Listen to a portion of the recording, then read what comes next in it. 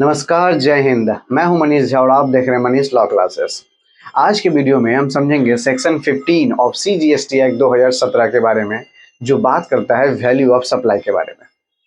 ये value of supply under GST क्या होता है, कैसे फाइंड आउट करते हैं और इसे कैलकुलेट करने का तरीका क्या है, और लास्ट में मैं आपको एक डेमो भी दिखाऊंगा एक इनवॉइस का, जहां आपको value of supply find out किया हुआ मिलेगा, ताकि आप जो भी सेक्शन पढ़ते हैं उसको इम्प्लीमेंट करने का तरीका भी समझ में आए। तो चलिए शुरू करते हैं। देखिए, सेक्शन 15 जो CGST एक्ट 2017 में है, बात करता है वैल्यू ऑफ सप्लाई के बारे में। ये चैप्टर 4 के अंदर कवर होता है। चैप्टर 4 का नाम है time and value of supply. इसके अंदर सेक्शन 12 से लेकर 15 तक आते हैं, कवर किए जाते हैं। हमने 12 से लेकर 14 तक कवर कर दिया है, आप प्ले लिस्ट में जाकर देख सकते हैं। जहां हमने गुड्स के रिगार्डिंग जब कोई इनवॉइस रेज होती है तो उसकी टाइमिंग क्या होनी चाहिए, सर्विस के रिगार्डिंग जब कोई इनवॉइस रेज होती है उसकी टाइमिंग क्या होनी चाहिए, और जब कोई भी चेंज इन टैक्स रेट मतलब GST के रेट में कोई बदलाव आए तो उसकी टाइमिंग, साथ ही साथ GST की रेट क्या होनी चाहिए, उसके बारे में डिस्कस किया है। और आज हम डिस्कस करेंगे value of supply. Suppose I am a supplier and you are a recipient. अगर मैं कोई चीज सप्लाई करता हूं तो उसकी वैल्यू क्या होनी चाहिए, उसके बारे में। ये वैल्यू जरूरत क्यों पड़ती है फाइंड आउट करने की? देखिए, वैल्यू पता होने से आप गवर्नमेंट के जो GST है मतलब टैक्सेशन पार्ट है, साथ ही साथ सेस होते हैं, TCS होते हैं, इसको आप कैलकुलेट कर सकते हैं। तो जब तक आपको वैल्यू ऑफ सप्लाई नहीं मिलेगी, आप टैक्सेशन पार्ट को कैलकुलेट नहीं कर सकते हैं। ठीक है, तो चलिए समझते हैं। देखिए, वैल्यू ऑफ सप्लाई के अंदर 3 सब सेक्शन है, 15(1), 15(2), 15(3). बहुत ही सिंपल है। 15(1) बात करता है कि टैक्सेबल वैल्यू ऑफ सप्लाई जो होती है वो कैसे हम निकालते हैं, उसकी मेन क्राइटेरिया क्या है। दूसरा सेक्शन सब सेक्शन बात करता है कि उसमें इंक्लूड क्या होता है, उस पार्ट में इंक्लूड क्या होता है। और तीसरा सब सेक्शन बात करता है कि उस पार्ट में एक्सक्लूड क्या होता है। तो किसे लेना चाहिए वो इंक्लूड करना, वो सबसेक्शन 2, किसे हटा देना चाहिए वो सबसेक्शन 3, और उसका जो डिफिनीशन और उसका जो मेन मोटिव है वो सबसेक्शन 1 डिफाइन करता है। तो देखिए, चलिए शुरू करते हैं। सेक्शन 15 सबसेक्शन 1 कहता है कि value of supply shall be the transaction value. Value of supply जो होना चाहिए वो ट्रांजैक्शन वैल्यू होना चाहिए। कब? When the price is the sole consideration for the supply. ये बात करता है सप्लायर और रिसिपेंट के बारे में। जैसे मैंने कहा कि मैं सप्लायर हूं और आप रिसिपेंट हो, तो मैंने आपको गुड्स क्या बेचा, सप्लाई किया, आप बदले में क्या करोगे, गुड्स को रिसीव करोगे। तो मैं आपको एक इनवॉइस दूंगा, आपको उस इनवॉइस के बदले क्या करना है, पेमेंट देना है, प्राइस। तो कहता है कि price is the sole consideration. उस इनवॉइस के रिगार्डिंग आप मुझे क्या दोगे, पैसे दोगे। ये नहीं कि बार्टर सिस्टम में करोगे कि मैंने आपको 1 लाख का बिल दिया, आप बदले में बोलोगे आप चावल, गेहूं, अनाज कुछ ले लो, ऐसा नहीं चलेगा। Price is the sole consideration, price ही मिलना चाहिए, अकेला समझौता होना चाहिए, समथिंग इन रिटर्न कंसिडरेशन। तो ही उस चीज को हम क्या मानेंगे, सप्लाई मानेंगे, और वैल्यू ऑफ सप्लाई मानेंगे, और ट्रांजैक्शन वैल्यू को ट्रीट करेंगे वैल्यू ऑफ सप्लाई। तो प्राइस होना चाहिए पहला चीज सप्लाई और रिसिपेंट के बीच। दूसरा, supply between unrelated person. Unrelated, जो रिश्तेदार ना हो, रिश्तेदार मतलब ब्लड रिलेशन नहीं, बिजनेस के पॉइंट ऑफ व्यू से। तो अब देखिए, ये बहुत ही ज्यादा इंपॉर्टेंट है कि रिलेटेड पर्सन फिर है कौन, हम किन से काम करें। देखिए, रिलेटेड पर्सन 8 हैं। इसको समझने से पहले एक सिंपली ये समझ लीजिए, कोई भी सप्लायर हो या रिसिपेंट हो, जो सप्लायर हो या रिसिपेंट हो, वो डायरेक्टली इनडायरेक्टली आपके बिजनेस में इन्वॉल्व ना हो। अब हम आपको डिस्क्राइब में समझाते हैं। देखिए, पहला रिलेटेड पर्सन उसे माना जाता है जो ऑफिसर या director of one another business, जो कि ऑफिसर हो या डायरेक्टर हो, एक दूसरे के बिजनेस में भागीदारी हो, उसे हम रिलेटेड मानेंगे। जो चीज यहाँ नहीं होना चाहिए, क्योंकि यहाँ सिंपली कहता है कि सप्लाई जो हो वो हमेशा अनरिलेटेड पर्सन से हो, तो हम यहाँ रिलेटेड पर्सन को समझ जाते हैं। बाद में ये सब क्या हो गया, अनरिलेटेड पर्सन। दूसरा रिलेटेड पर्सन माना जाता है legally recognise partner in the business, जो कानूनी तौर पे पार्टनर हो बिजनेस में, उसे रिलेटेड माना जाता है, जो कि नहीं होना चाहिए। तीसरा, एम्प्लॉयर और एम्प्लॉय को भी रिलेटेड माना जाता है। चौथा, पर्सन डायरेक्टली और इनडायरेक्टली ओन या कंट्रोल 25% मोर वोटिंग शेयर। जो पर्सन या सप्लायर या रिसिपेंट एक दूसरे के बिजनेस में या अपने बिजनेस में 25% का भागीदारी हो वोटिंग का, उसे हम रिलेटेड मानते हैं। पांचवा, वन ऑफ देम डायरेक्टली और indirectly control one another. One of them, कोई भी एक अगर एक दूसरे को कंट्रोल करता है, चाहे वो डायरेक्टली हो या इनडायरेक्टली हो, तो रिलेटेड माना जाएगा। छठा बोलता है कि both of them directly indirectly control by a third person. दोनों को अगर कोई थर्ड पर्सन कंट्रोल करता है तो भी उसे रिलेटेड माना जाएगा। सातवां कहता है कि together directly indirectly control third person, दोनों मिल के अगर थर्ड पर्सन को कंट्रोल करता है तो भी उसे रिलेटेड माना जाएगा। और आठवां कहता है member of the same family member को हम क्या कहेंगे, रिलेटेड पर्सन। तो रिलेटेड पर्सन समझ गए, इसका मतलब इसको छोड़ के बाद में जो होगा वो कौन होगा, अनरिलेटेड पर्सन। तो सप्लाई बिटवीन अनरिलेटेड पर्सन होना चाहिए। और प्राइस जो होना चाहिए वो सोल कंसिडरेशन, अकेला, बार्टर सिस्टम नहीं कि हम इनवॉइस दिए बदले में आप हमको कुछ और दे दो, सिर्फ प्राइस, पैसा चाहिए। उस वक्त हम क्या करेंगे, वैल्यू ऑफ सप्लाई जो ट्रीट करेंगे वो ट्रांजैक्शन वैल्यू के ऊपर ट्रीट करेंगे। ठीक है, इसे पढ़ते वक्त मुझे ऐसा लग रहा था कि धमाल मूवी का कोई एक सीन को मैं रिक्रिएट कर रहा हूँ कि नाम बताते बताते आपको वैल्यू ऑफ सप्लाई समझा दूँ। ठीक है, इसलिए मैंने आपको स्टार्टिंग में ही कहा कि कोई भी सप्लायर हो या रिसिपिएंट हो वो डायरेक्टली और इनडायरेक्टली एक दूसरे के बिजनेस में इन्वॉल्व ना हो, ये याद रखिएगा।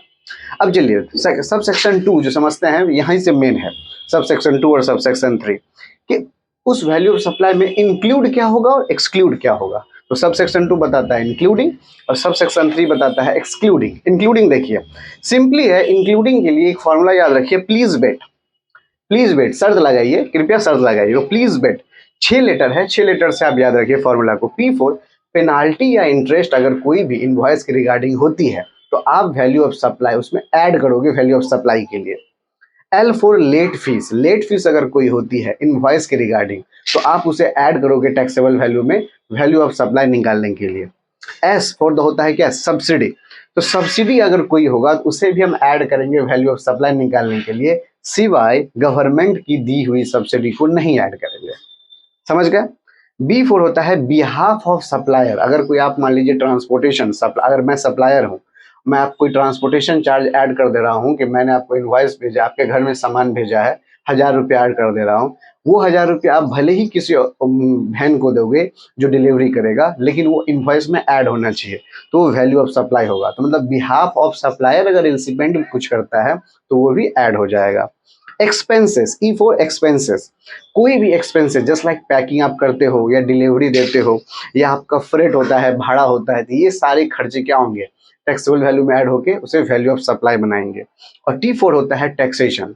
तो टैक्सेशन कौन सा, तो सिवाय जीएसटी सेस और TCS of IT, income tax के टीसीएस को छोड़ के और जीएसटी के पोर्शन को छोड़ के, तो जीएसटी में कौन कौन से आ जाएंगे, सीजीएसटी, एसजीएसटी, यूटीजीएसटी, आईजीएसटी, और साथ ही साथ सेस वाले पार्ट को छोड़ के, जीएसटी के ही सेस वाले पार्ट को छोड़ के, इस सारे 5-6 को छोड़ के आपके कोई भी अगर टैक्सेशन वाले पार्ट होते हैं जस्ट लाइक एक्साइज, कस्टम, कुछ भी, तो आप उसको ऐड करोगे टैक्सेबल वैल्यू में, क्या करने के लिए, वैल्यू ऑफ सप्लाई निकालने के लिए। तो इस चीज को ध्यान दीजिएगा। ठीक है, यहाँ पे सिर्फ 2 ही चीज को ध्यान देना है कि सब्सिडी में गवर्नमेंट की सब्सिडी को ऐड नहीं करना है, और टैक्सेशन में जीएसटी वाले पार्ट को और आईटी से रिलेटेड जो टीसीएस होते हैं वो और सेस को ऐड नहीं करना है। बाद में की कोई भी टैक्स हो तो ऐड करना है वैल्यू ऑफ सप्लाई निकालने के लिए। चलिए, और सब सेक्शन 3 कहता है डिस्काउंट, मतलब क्या चीज छोड़ना है, तो डिस्काउंट पार्ट को छोड़ना है। तो डिस्काउंट देखिए 3 तरीके से होता है। एक होता है discount before time of supply, TOS मतलब time of supply. Time of supply का एक वीडियो है सेक्शन 7, आप उसे एक बार जरूर देख लें। Discount before time of supply और discount at the time of supply, जो एट द टाइम हो, और discount after time of supply.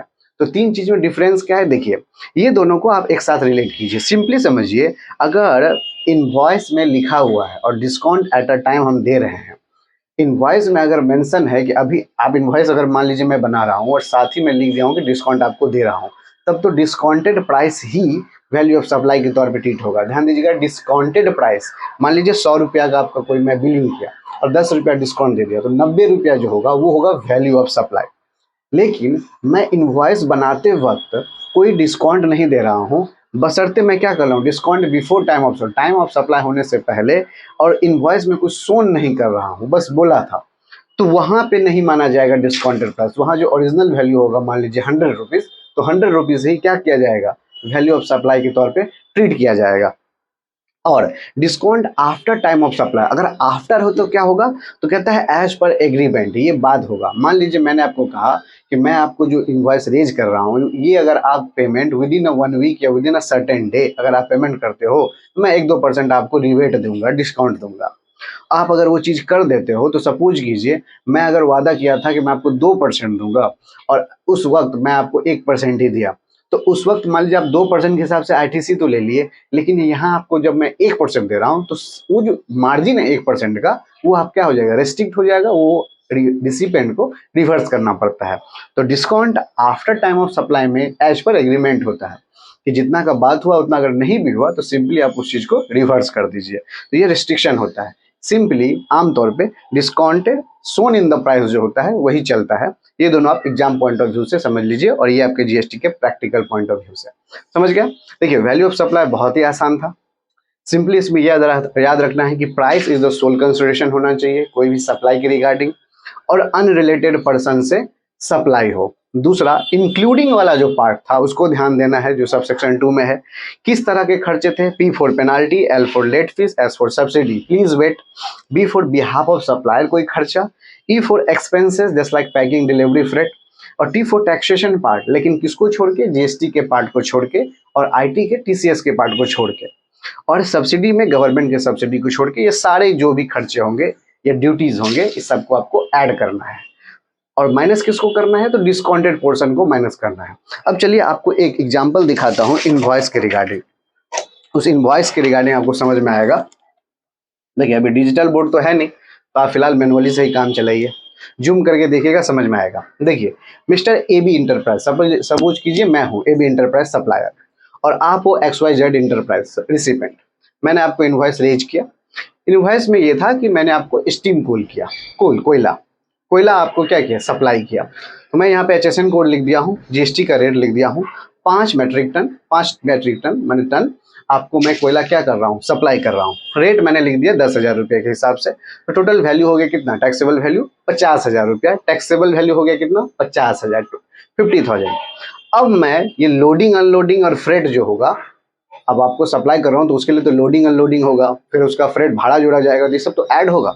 ये मैं ऐड कर रहा हूँ, ये किसके हिसाब से ऐड कर रहा हूँ, सब सेक्शन 2 के हिसाब से ये ऐड कर रहा हूँ, जो मैंने आपको बताया था ऐड करना है। तो ये 2,000 और 2,500 मैंने ऐड कर दिया। साथ ही साथ आपको कैश डिस्काउंट 1% दे रहा हूँ। रीजन, आप मुझे एट अ टाइम पेमेंट कर रहे हो, तो एट अ टाइम पेमेंट कर रहे हो तो डिस्काउंट वाला पोर्शन क्या करना है, माइनस करना है। तो मैं आपको 1% माइनस कर दे रहा हूँ, किसके ऊपर, टैक्सेबल वैल्यू के ऊपर।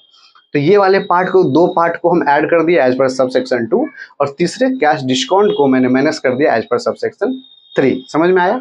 अब इसको कैलकुलेट करने के बाद अपना निकल जाएगा वैल्यू ऑफ सप्लाई, जो कि हम एज पर सेक्शन 15 के हिसाब से समझ रहे हैं हम। तो वैल्यू ऑफ सप्लाई अपना निकल जाएगा। ठीक है। अब देखिए इसके बाद ये वैल्यू ऑफ सप्लाई जो मैंने बोला कि निकालने के बाद क्यों रिक्वायरमेंट पड़ती है, इसके ऊपर टैक्सेशन वाला पार्ट होता है। यहाँ जीएसटी लगा है 5%, इसके ऊपर सेस लगा है जो 400 रुपया पर मेट्रिक टन होता है कोयले के ऊपर, तो ये टन के ऊपर लग गया है, सेस लगा है। उसके बाद टीसीएस लगता है 1%। अब टीसीएस क्यों लगता है इसके रिगार्डिंग, देखिए टीसीएस लगाने का बहुत अलग अलग तरीके होते हैं। फिलहाल यहाँ पे ये पॉइंट ऑफ व्यू से समझ लीजिए कि मैं भी एक ट्रेडर हूँ, आप भी एक ट्रेडर हैं। तो जब कोयले के क्षेत्र में जब एक ट्रेडर दूसरे ट्रेडर को इनवॉइस रेज करता है और वो टीसीएस चार्ज कर सकता है, लेकिन मान लीजिए कोई अगर खुद ये उसका कंजप्शन करता है, मैन्युफैक्चरिंग करता है, तब उस वक्त हम टीसीएस चार्ज नहीं करेंगे। सपोज मैंने आपको कोयला बेचा और आप भी किसी को कोयला बेचोगे तो मैं टीसीएस चार्ज करूंगा। लेकिन अगर मान लीजिए मैंने आपको कोयला बेचा और आप खुद भट्टे वाले हो, आप खुद उससे ईटा बनाओगे कोयले को कंज्यूम करके, फिर मैं आपके ऊपर टीसीएस चार्ज नहीं करूंगा। ध्यान में आया। तो चलिए इसके ऊपर हम क्या किए, जीएसटी का पार्ट को कैलकुलेट किए, इसलिए वैल्यू ऑफ सप्लाई की रिक्वायरमेंट थी। समझ में आया। इसी के लिए वैल्यू ऑफ सप्लाई जो होता है सेक्शन 15 इंपॉर्टेंट होता है। और ध्यान दीजिएगा सब सेक्शन 2 सब सेक्शन 3 को हमने क्या किया, फॉर्मूला के हिसाब से यूज किया। तो I hope value of supply से ये छोटा सा डेमो के साथ आपको क्लियरली समझ में आया होगा क्या है। फिर भी अगर आपका कुछ क्वेरी हो तो आप हमें कमेंट कर सकते हैं। मिलते हैं आपके साथ नेक्स्ट वीडियो में कुछ नए लॉ के साथ। टिल देन पढ़ते रहिए और समझते रहिए और जुड़े रहिए हमारे साथ। जय हिंद, थैंक्स फॉर वॉचिंग।